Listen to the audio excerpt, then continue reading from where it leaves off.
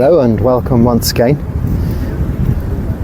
It's a little drier here now, nice breeze though, so it's not too hot, but the sun is shining. I hope it's not too cold or wet where you are, but whatever the conditions, they prevail. It is the conditions inside that are important. During this last, well, I think getting on a good few days, 5 days now of continual rain, I found it to be a wonderful opportunity to remain inside, not even to go outside to hang any pieces of cloth on a line, but to stay in my kuti and meditate with the sound of rain outside, giving me that wonderful feeling of gratitude for having shelter provided for me, a roof over my head for this time during the continued wet season, as it seems to go on here longer than I had expected. And I'm sure, I hope, where you are, you have sufficient heating to keep yourselves warm if it's cold. If not, wrap yourselves up warm. I've spent some winters in England myself, many in fact. I'm English and grew up there, and we didn't always have central heating when I was a child, and but in latter years, practicing, living this life as a monk, even before I was ordained, I've spent winters in England and outside, or at least in a style of camping of some sorts or the other. I've spent one winter in a porter cabin in a field in the snow. I've spent a few winters in a empty van, not a camping van, just a uninsulated tin box basically, parked on a beach with all the elements prevailing. It became very cold.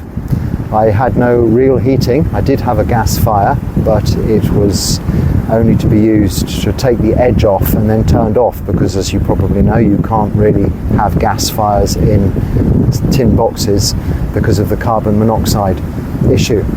I did suffer on a couple of occasions with semi-carbon monoxide poisoning, with headaches and falling asleep a little, but waking up in time to switch it off. So I had to sit and keep myself during the night times very wrapped up in as many fleece bits of wrapping and blanket as I could find, and meditate on internal warmth.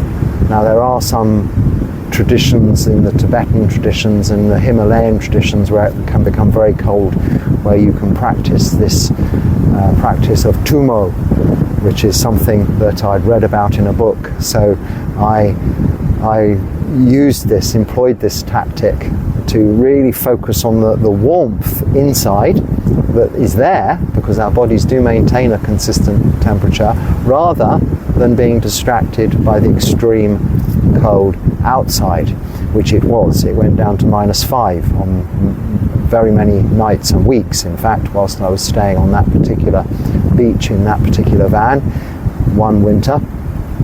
And I couldn't even use the gas to take the edge off because the gas was frozen.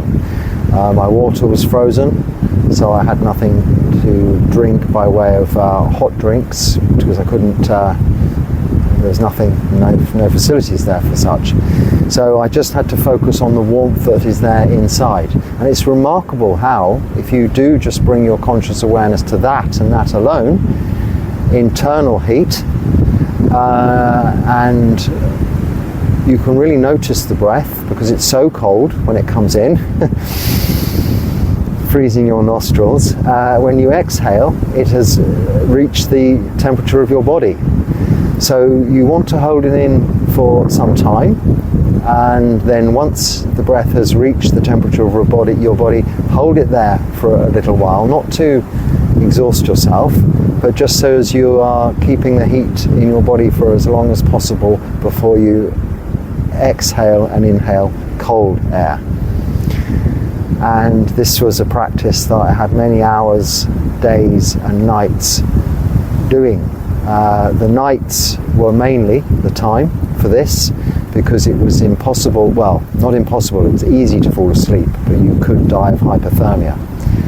So I had to stay awake in the night time, and then during the daytime, when it would come, the sun would come up, so it would get considerably warmer, things would defrost and it would all get damp and wet and things would melt, so I could eat and drink okay, and warm things up and dry things out a little in the sunshine. So it wasn't all bad. In the day though, I used to have to try and sleep because I knew that I'd need to stay awake during most of the night. So external conditions, they prevail. It's the internal conditions that this practice is about refining, cultivating, developing. Not only of our minds, developing wholesome mind states and reducing unwholesome mind states, but also those of our bodies. As we age, we tend to develop little idiosyncrasies about our bodies, little rattles and blips and maybe irritations, a little like an old car. Our bodies develop the odd little rattle here and there, but like the old car, you too get used to them. I have quite a number of little, I won't call them ailments, they're usually mainly as a result of various historic injuries that certainly the wet weather makes worse. The sunny weather helps, but then also the sunny weather, as we get old, we are less able to cope with so much. We need to keep our heads sheltered because we tend to get a little overheated more and get these headaches. I won't say sunstroke, it's not quite so severe, but it's quite easy if you're in the sun for not very long to, in a few hours time, it doesn't happen straight away. This is how it catches you. In a few hours time you have a headache and that can last for a good day.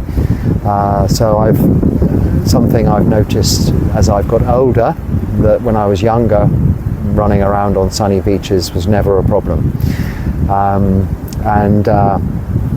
These are the very realities of our existence.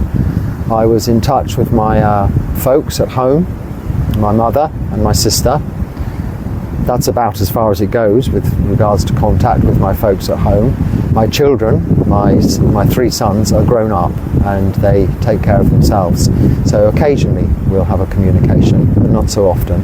But I try to keep in touch with my mother because she's nearly 82, and my sister, she is 62, I think, something like that. Therefore I know this because I missed their 80th and their 60th birthdays, which were in the same year, and they had quite a party. But of course this was when I had already come a couple of years ago to India and was living in India. Of course I'm not in India now, I'm in Sri Lanka. But parties are not really my thing, so I wasn't too disappointed to miss the party, but one does feel that you have a responsibility to somehow, I don't know, celebrate with others on these occasions and be with them. But fortunately my family are very understanding of my choices in life and accept that I don't wish to party, drink and eat and dance the night away anymore like I used to. And I think they're quite happy that that's the choice I've made, because maybe in the past I did that a little bit too much. So they're happy that I am content without doing those things, without having the party and the excitement and all of the guests and the friends arriving. In fact, there did come a time in my lay life, before taking on the life of a monk, I don't say before ordaining, because I didn't ordain until a few years later, some years later. I've left that rather late, ordination, but I did live this ascetic or semi-ascetic life, we call the middle path, on the 8 precepts. So in addition to the no killing, stealing, sexual misconduct, lying and taking of intoxicants, in addition to those 5 precepts, I added on the other 3. In fact, the other 3, one of them encompasses a few, so it's really 9 precepts, but we call it the 8 precepts, Artha Sila, which you would take as lay people when you go to stay in the monastery. So I took these on, which are where we refrain from eating after noon, so at midday, that's it, no more solid food. My primary reasons behind that was because the life I'd chosen, this semi-ascetic life, this life middle path of a monk but not a monk, it made my life so much easier if I only had to worry about eating once a day. From the preparation and the eating of and the cleaning up of, and also the expenditure and purchase of. I needed to work less because I was eating less, requiring less money, and doing less, a more sedentary lifestyle, although often it's not really seeming that way with the amount of walking and things one has to do as a monk. You are using less energy and therefore requiring less food. So when staying in a monastery, lay people often take on these 8 precepts, and then the 7th, that's the 6th, then the 7th is to refrain from all this entertainment. To me that included, I'd only just at that time, because it was a relatively new to me thing, social media had come along, so I made sure I had no social media accounts of any description, all closed and deleted, and just an email account and a simple mobile phone for use here. And then as times have developed, it became necessary to have a smartphone, because it was a requirement for documentation that we have to carry on a phone when we're travelling around these days. I have come across other travellers who've tried very hard not to do that and said, oh no, you don't need to do that, you can use internet cafes and this and that, but they spend most of their time hanging around you to use your smartphone. And I felt that, well, I didn't mind that at all, but if I have to hang around other people to use their smartphone for these what are necessary purposes, visas and travel documents and tickets and this and that, then I'd be having to necessarily not hang around the people that I would rather not or normally be hanging around. So it's just easier to have one yourself. So we had to throw in the towel. Most travelling monks have had to do that these days. But that doesn't mean we don't still exercise restraint with those, as we do with our seeing, hearing, smelling, tasting and touching. We don't look at what we shouldn't look at. We still can refrain from this entertainment. And it also includes the 7th precept, no jewellery or beautification. Now, of course, I was just wearing some Levi's or some jeans and a white t-shirt in those days, maybe, and that's it, and I'd already shaved my head, you know. So there was no dressing up. It's easier for a man, perhaps, but there was no real dressing up involved for me to renounce. But I didn't need a great wardrobe of clothing, that was for sure. I literally had a couple of pairs of jeans and 5 t-shirts. That was sufficient. That meant my laundry, living outside in a van and camping, was very simple. Each day I'd wash a pair of jeans, or every couple of days, and a t-shirt or a couple of t-shirts, and they could be hung in the sunshine to dry, and that was as simple as complicated as my laundry got. I had no other things to wash. In case you're thinking this, what about underwear? Well, I haven't worn underwear for many years since first taking on this sort of practice, because we don't as monks, it's not part of our requisites, and it's not a necessary part of one's wardrobe when living this kind of life. So there weren't rows and rows of boxer shorts hanging around my van on the beach. Although I have seen that in places, but not mine. So it became quite simple because of these additional precepts. And then the 8th precept is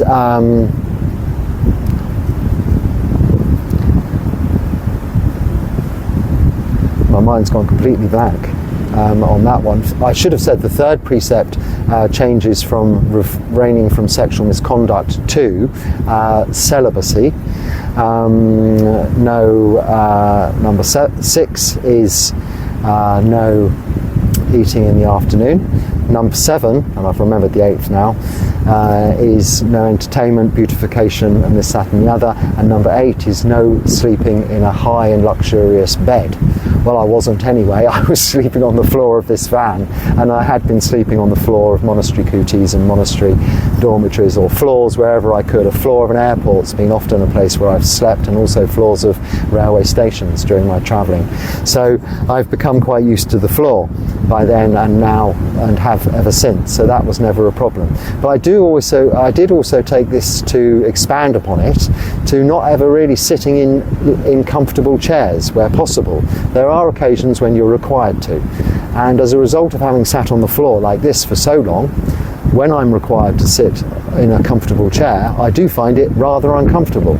Like you might find it rather uncomfortable to sit like this on the floor, I find it now rather uncomfortable to sit in a comfortable chair, especially if it's one with arms that mean I cannot cross my legs like this, and I have to have my 2 bits of legs hanging down or down on the floor.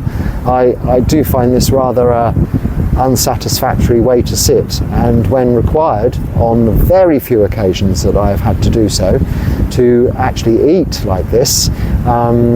For instance, in the monastery where I stay, my main monastery in India, they do sit at tables to eat.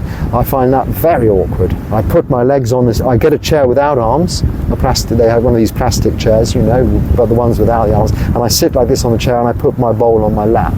Otherwise, this on the table, and you can't, with these bowls, they're quite high, you can't see in to the bowl when it's on the table in front of you like that. So you're like this, like a monkey eating from a coconut or something. So these things I got used to, and it has supported and it has enabled me to concentrate solely on not what I haven't got, or what I've renounced, but what I have gained. And what I have gained through what you might consider to be all of these restrictive rules and practices. We monks have 227 rules and precepts, like you have 5, and nuns 311. And this is a lot, and we have to abide by them and keep them. Now, of course, we can slip up and breach them. There are 4 we certainly cannot, but other than that, and there are others that are very serious, and then there are a lot that are just supportive of the main precepts.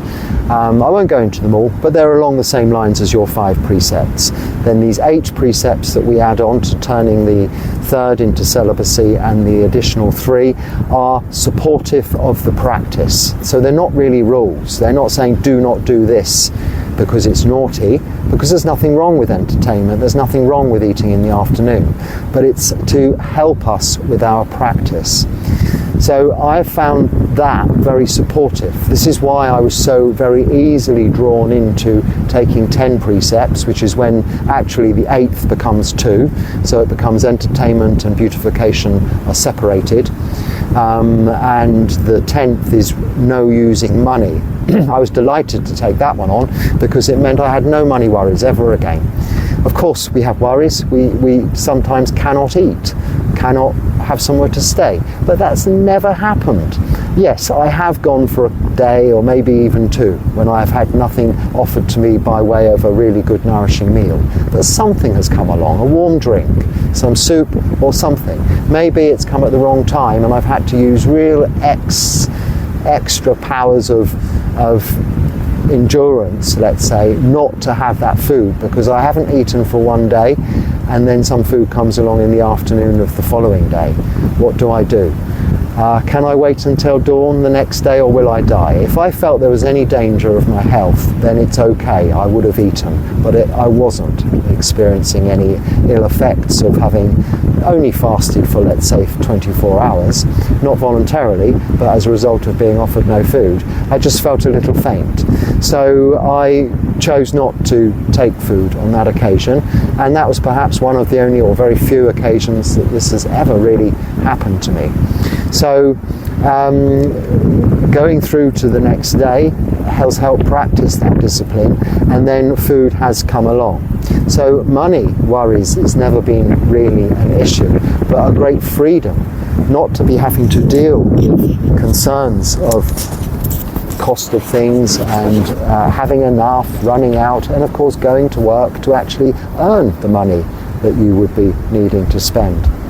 I've done this to hopefully shield the microphone a little from the wind. So on parties and on gatherings, on social functions, and what comes to mind with this is a couple of emails and questions or comments that I've received recently with regards to this practice in relation to worldly life, whereby you slowly find that certain things you enjoyed once before, you no longer enjoy so much. What I have found with the development of my own practice, from the benefit by it being supported by the benefit of keeping those 8 precepts whilst before I had ordained.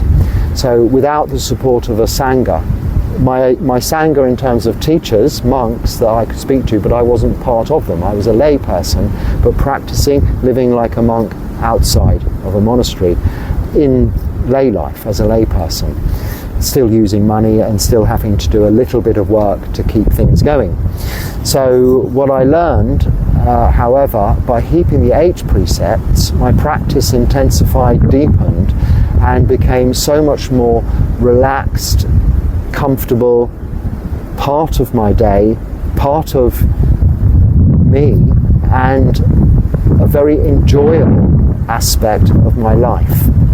In fact, it became so enjoyable and so conducive to my overall contentment that I found my happiness was coming from my practice of meditation, supported by the keeping of sila, moral precepts, and this was enabling me to just develop the wholesome mind states that were always there, I think in my mind, but I was perhaps pushing them to one side for more easy to grab moments of satisfaction. This practice, this renunciation, gave me the opportunity to see clearly, we have a word for that, vipassana, that there were wholesome mind states inherent in my thinking and in my mind that were becoming exposed, and gave me enormous contentment and gratification and satisfaction without actually doing anything at all.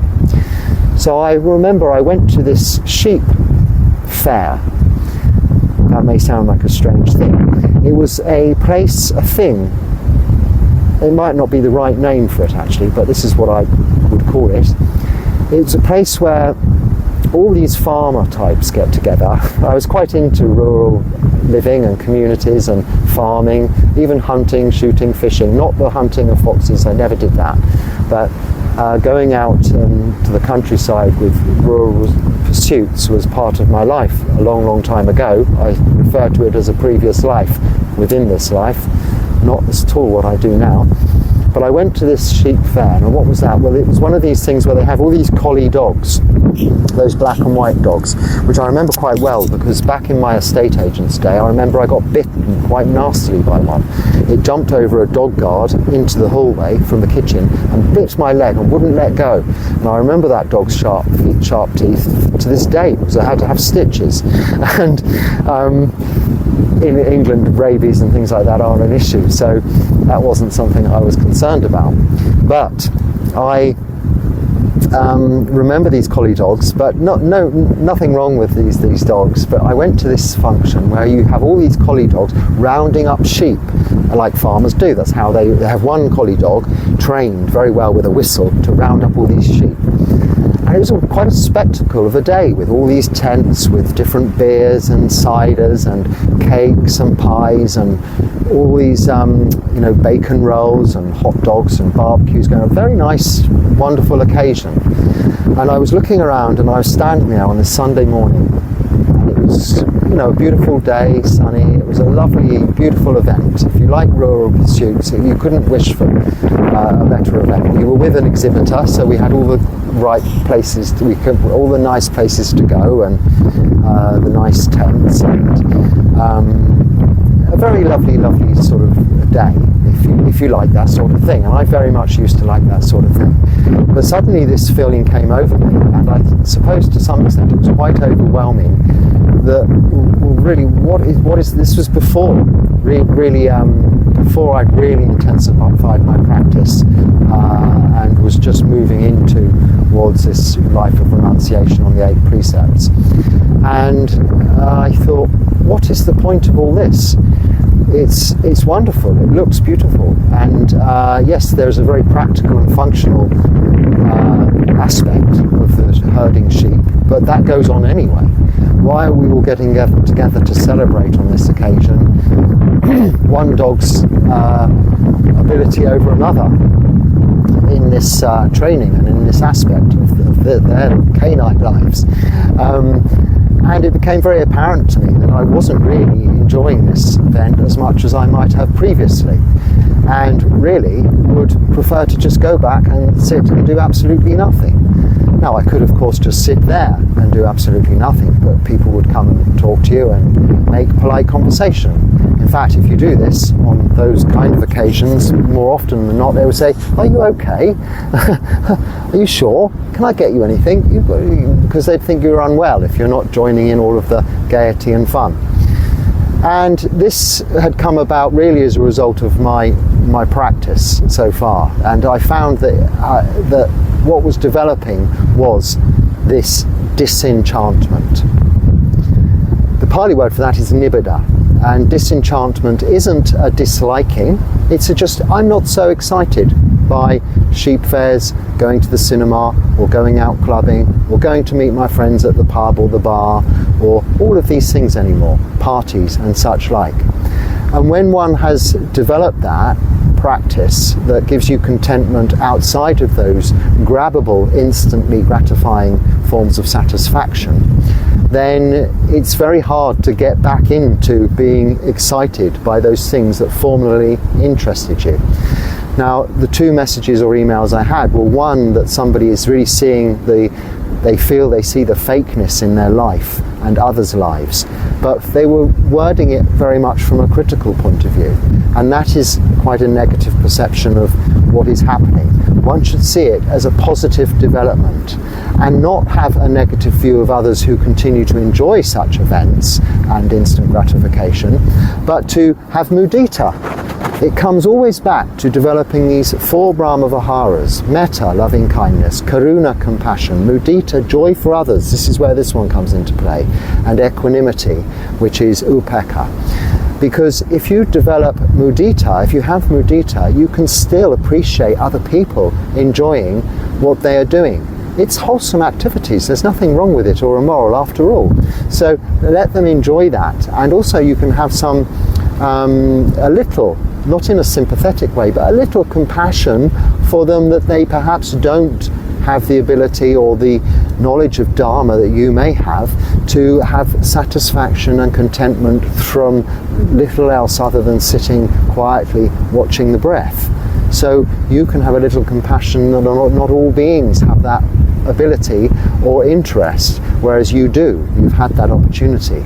And that's a wonderful and marvellous way of expressing a soft compassion for all beings. Let them enjoy themselves and have mudita for them, but don't feel critical of what they're doing. And this is also contributing towards equanimity, upekkha. And equanimity is one of the major factors of enlightenment, the 7 factors of enlightenment. Equanimity is there, along with mindfulness and samadhi and patience and tranquility, peace, passaddhi, these things. So it's very important, and we're establishing this equanimity, and it serves its purpose in so many roles throughout our lives. So this is disenchantment. Now, I could have replied to the emails and said, I've already made a video about niboda and disenchantment, but I've tried to avoid doing that by telling you a little bit about how disenchantment slowly crept up, or niboda has slowly crept up in my experience of the Dharma through this practice and exhibited itself. Because when it came to this wanting or need, feeling that I was required to go to the party, my mother's, if I remember, to remind you, my mother's 80th, my sister's 60th, when I was in another country, I knew there was no need for myself, only compassion for others, that I ought to be there. But then when I understood fully that they had absolute support and no requirement of my presence, and support for what I was doing here or there, India at the time, and that just my thoughts being with them was sufficient, then that would be enough, and I could wish them happy birthday and have joy for them, mudita, that they enjoy their celebrations too. And I was in touch with my family, which is what I was about to say, because I am regularly, but they got in touch with me this time to say that unfortunately one of my mother's cousins, who I guess is some distant auntie or something of mine, her mother had many sisters, so it's a long big family tree, died, but they were with this lady who died. She was 96, so getting on, and a good age.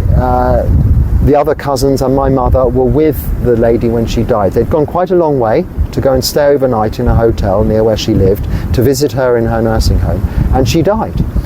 Now, it's jolly good timing. Now, I'm not saying it's great she died, but I'm very happy she died when she had her cousins, her family, her friends, her sons and her daughter at her bedside. Because this is so... We've had a few years when that hasn't been possible, I know, and it's very sad for people. But not to go in deep into that and look to the future, when we can be with people, even people we don't know, that are dying, it is of great support to be with them. And I get as a monk to do that quite often, in Thailand a lot, here not so much yet. I've been to, they've already been dead, the people I've been to see so far here, I think. It's an opportunity to just sit and say nothing. But if you feel you need to say something, this is the time when we can remember the good things that they have done, and just remind them of the benefits that they've given to you in your life. After all, you wouldn't be there if they hadn't given you something good in your life. If they've just been a presence in your life that's cheered you up, that's all you need to say, because it's a positive frame of mind that they are leaving when that mind finally stops. So as we age, we get sick, and we get closer and closer to death. Because of whatever age we are getting closer and closer to death. It is inevitable. The more we understand that what we're doing in this life with this practice is training our minds for tranquility, developing those 4 Brahmaviharas, upekkha, and these qualities of enlightenment which are to ensure that we can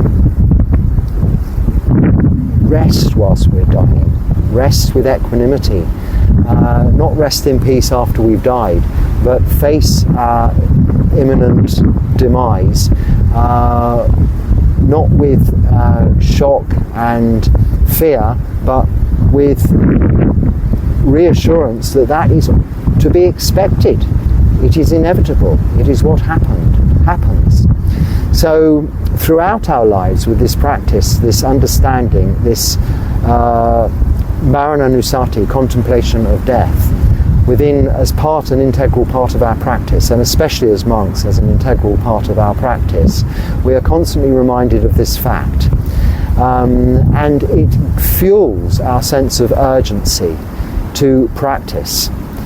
It assists with that niboda, that disenchantment. It assists with us seeing the fruitless exercise of wasting time on those instant gratifications and satisfaction that we can get through so many other means that are available to us in this day and age. For me, for instance, this smartphone, I could just get gratification perhaps playing a game or something on that, but it really wouldn't float my boat, as they say, when I can have more contentment as a result of not doing that, of leaving that, of renunciation. Nothing gives me more contentment, more instant gratification than giving something up. Now, of course, I kind of are running out of things to give up, but there's always something, and you pick little habits up along the way. And then you pick a habit up, okay, I've got used to putting this thing in a certain place because I like it there, so one day, well, I'm not going to do that, I'll take that thing and I'll give it to someone. And then you haven't got it anymore. So you've been able to exercise a little renunciation to give yourself that wholesome mind state, instant gratification, rather than the unwholesome mind state that comes from the instant gratification of a unskillful nature or not so skillful nature. Never immoral, nothing wrong with enjoyment. If you can get calm and peace and relaxation at the end of a busy day, watching a movie with your feet up, popcorn, a Coca-Cola or something of this nature, then that's fine also. And it's necessary in people's lives if they're working hard often. So I'm not condemning any of that. But this is what disenchantment or nibbida is. And the other question on that was about, excuse me, getting like sand blowing in my face and the salt air. The other question was, did I have a support a football team, and do I miss that, or did I, something like that? Because the more important, that was the question of me. Well, no and no. I didn't ever follow football or any sports really, or support any teams, and so I don't miss that. But the more important part of your message was you are finding that the ups and downs, the highs and lows of going to these important games are ruining your enjoyment of the game, and you want to be able to go and enjoy the game without the highs and lows. Well, that is the entire point of what I'm talking about and the entire point of the Dharma. This is the nature of this instantly gratifying, non-satisfiable thirst, or tanha, as we call it in Pali, this craving for excitement and enjoyment. You get the ups, you get the downs, you get the highs, you get the lows. And we seem to thrive on that as a species. And this is how we get through life. It distracts us from that underlying core message of, well, we're just here to get old, get sick and die. I'm not going to waste my time. I need the ups, I need the lows, I need the highs, the downs, whatever. But no, the gratification, the satisfaction will come from this practice. This is what the Buddha didn't teach us, didn't preach to us, didn't tell us to believe in, but showed us how we can experience it for ourselves through this simple practice of sila, samadhi, panya. And that is what you need to understand. You can continue to go to football, you can continue to do all of these things, but if you're practicing, they will become a little less interesting than they were. If you're having the highs and the lows that you have always had, you can't, that kind of activity is there to produce those highs and lows.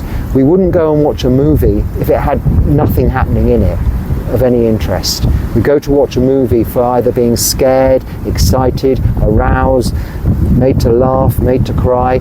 We go for exposure to highs and lows, like you go to watch sports. I mean, the Romans would throw Christians to lions to get their kicks, you know? It's an age-old thing. So we come away from that with this practice, and the way we come away from that is becoming disenchanted with it, and that is what we call nibbida and disenchantment. So once again, that's not at all what I planned to talk about, but that's what came out, so it hopefully hasn't gone on for too long, and I will leave it at that for now, as the wind is blowing up quite furiously and I'm getting sandblasted, but I'm more concerned that you're not hearing me very well because of the microphone. And if you're wondering why I keep looking over there, it's because I hung my bag, my cloth bag, which is now dry, on a tree branch just there, and it's looking like it's going to blow over here and bash the camera, the phone, out of the way. So before that happens, I will say that if there's something useful in this, please use it and share it if you can. If not, then just let it go. And wish you with much metta, many blessings, be happy and stay well. Thank you for watching.